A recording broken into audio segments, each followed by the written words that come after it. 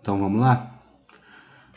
Já falamos das características gerais dos fungos, né? Falamos das micoses, das doenças que são causadas por esses fungos.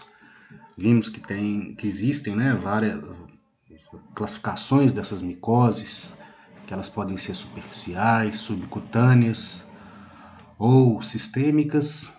E agora, para terminar o assunto de fungos, a gente vai falar dos agentes antifúngicos e vamos falar também dos fungos tóxicos e as toxinas que eles produzem, que nós chamamos de micotoxinas.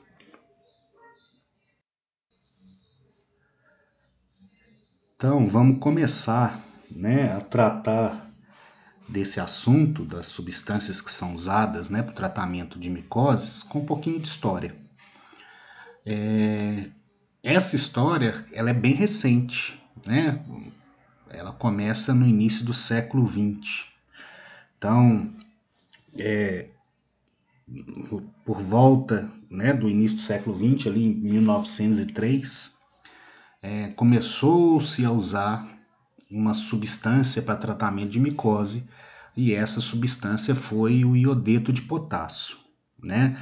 Nessa época, não existia muita informação e não existia muitos estudos relacionados aos fungos que causavam doença. Então, o conhecimento, né, científico, técnico que existia em relação a esses fungos patogênicos ainda era muito pequeno. Então, durante o início do século XX, né, esses fungos patogênicos que causam micoses, eles começaram a ser estudados em alguns casos clínicos e a partir daí é que nós conseguimos identificar algumas espécies de fungos que causavam algumas que, né, tinham alguma associação com o ser humano e acabavam causando micose. No decorrer do século XX, né, mais precisamente no primeiro quarto do século XX até 1925, o ser humano ele esteve em busca, né, de moléculas para tratamento de doenças infecciosas. Ele estava em busca de fármacos, de remédios para combater infecções. Né? Tanto é que neste período aí do século a gente teve a descoberta da penicilina, do antibiótico. Né? Você pode ser mais pessimista e achar que a descoberta do antibiótico foi uma sorte, mas você também pode ser mais otimista e pensar que o Fleming foi bem perspicaz, né, quando ele percebeu que um esporo de fungo em cima de uma placa que ele esqueceu aberta impedia o crescimento das bactérias. Ele conseguiu identificar essa espécie como um penicillium e daí surgiu a penicilina. Né? Então, nesse começo de século, né, nesse primeiro quarto de século aí, haviam muitos estudos para a descoberta de fármacos que poderiam ajudar no tratamento das doenças infecciosas e uma dessas descobertas foi a penicilina. Né? No campo dos fungos, da micologia, aí foram estudados e trabalhados nessa época os agentes que a gente chama de poliênicos. A gente vai ver isso aqui depois, tá? Existem substâncias que foram isoladas, né? No caso, a anfotericina B e a nistatina foram isolados de micro-organismos e descobriu-se depois que essas substâncias elas poderiam ser usadas também, né, para tratamento de doenças infecciosas provocadas pelos fungos. O que aconteceu é que durante muito tempo, né, o maior foco para a descoberta dos fármacos, das substâncias para o tratamento de doenças, ficou mais restrito às bactérias e os fungos ficaram um pouco esquecidos. A gente tem que lembrar que geralmente as micoses elas não têm uma letalidade muito grande. Né? as micoses elas não são, elas não causam tantas doenças graves como as bactérias. Então, vários agentes antibacterianos foram, né, descobertos depois da penicilina durante décadas, e os antifúngicos eles só voltaram ao foco depois, na década de 1980, né? E aí com outras substâncias que a gente chama de azólicos, coincidindo nesse caso aí, na década de 80, por causa da pandemia da AIDS, né? As pessoas que tinham o HIV, elas, né, apresentavam imunidade baixa, e isso facilitava as doenças oportunistas causadas por fungos. Então, a partir daí, foi necessário voltar a ter uma atenção, né, para os estudos relacionados às substâncias para tratamento de micoses, principalmente as micoses oportunistas, que estavam afetando muito as pessoas que estavam sendo contaminados com HIV lá na década de 80, que foi quando a AIDS, né, começou, a AIDS surgiu ali. Então, vamos ver quais são essas principais classes, né, de antifúngicos, de fármacos que são comercializadas hoje para o tratamento dessas doenças.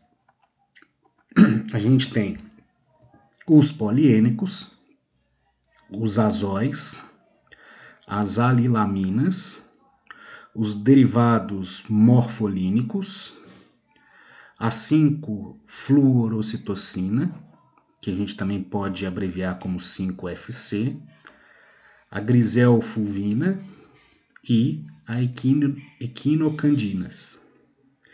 Essas substâncias, elas precisam ter uma toxicidade seletiva, né? Vamos lembrar lá da aula de antimicrobianos, né? A toxicidade seletiva é aquela capacidade que um fármaco, um medicamento, né, uma substância química tem de afetar o parasita ou mais o parasita e deixar o máximo possível íntegro, né, as células e a saúde do hospedeiro.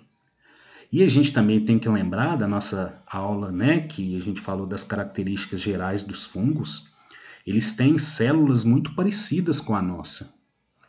Então, a busca de fármacos, de substâncias químicas que tenham toxicidade seletiva somente para os fungos, ela realmente é mais difícil, por causa da semelhança, tanto estrutural, morfológica, quanto bioquímica das células fúngicas com a célula do nosso corpo, né? Então, essas substâncias aí, elas vão agir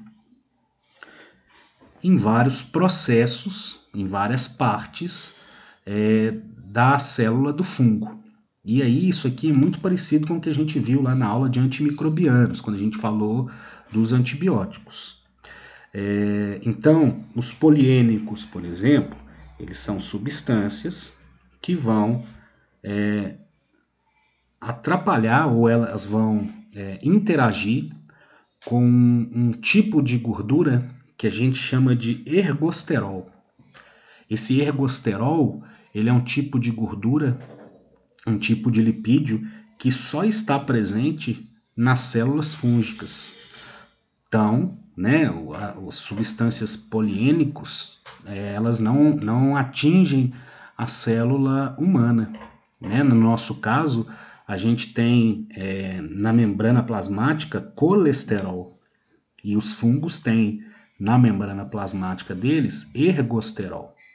Esses lipídios, tanto o colesterol para a gente quanto o ergosterol para os fungos, eles auxiliam, né, na formação da membrana plasmática, na estrutura da membrana plasmática. Então, os poliênicos, eles vão, né, ter uma interação com esse ergosterol. lá na membrana plasmática do fungo.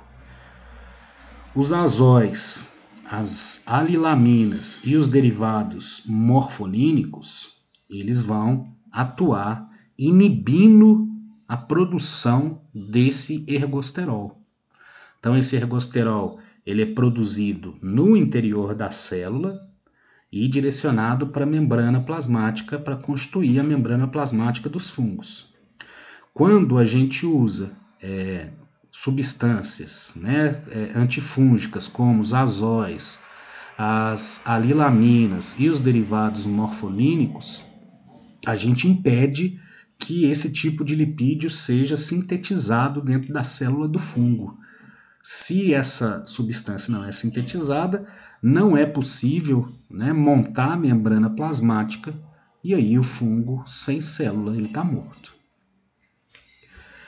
O 5-fluorocitocina ele vai inibir a síntese de ácidos nucleicos. Ele não vai permitir ou ele vai impedir que ocorra a duplicação do DNA e a formação de RNA nos fungos.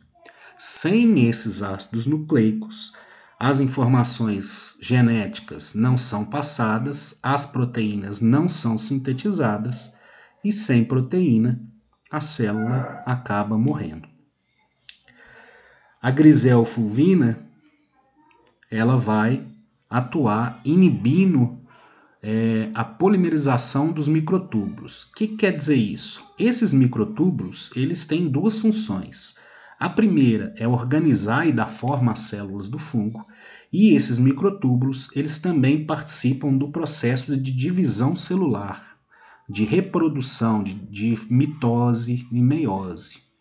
Então, quando a gente tem essa inibição dos microtúbulos, a gente deixa, as células dos fungos deixam de fazer mitose, então o fungo ele não consegue crescer, deixa de produzir células reprodutoras, no caso os esporos, então o fungo não consegue se reproduzir e no final das contas, esses organismos eles acabam morrendo por falta de reposição celular ou por incapacidade de produzir células reprodutoras. E por último aqui, as equinocandinas. Essas equinocandinas, elas vão inibir também a síntese, a produção da parede celular dos fungos. Lembrando que a parede celular dos fungos ela é diferente da parede celular dos vegetais. Aqui a gente tem uma parede celular com a composição química diferente. Então, essas equinocandinas, elas podem ser complexos, podem ser princípio ativo tanto de antifúngicos animais, para tratamento de micoses em animais, quanto para tratamento de infecções fúngicas em vegetais. Os vegetais também, às vezes, são atingidos por esse tipo de micro-organismo e existem fungos que vão parasitar vegetais e acabam se tornando problemas muito graves em determinadas plantações.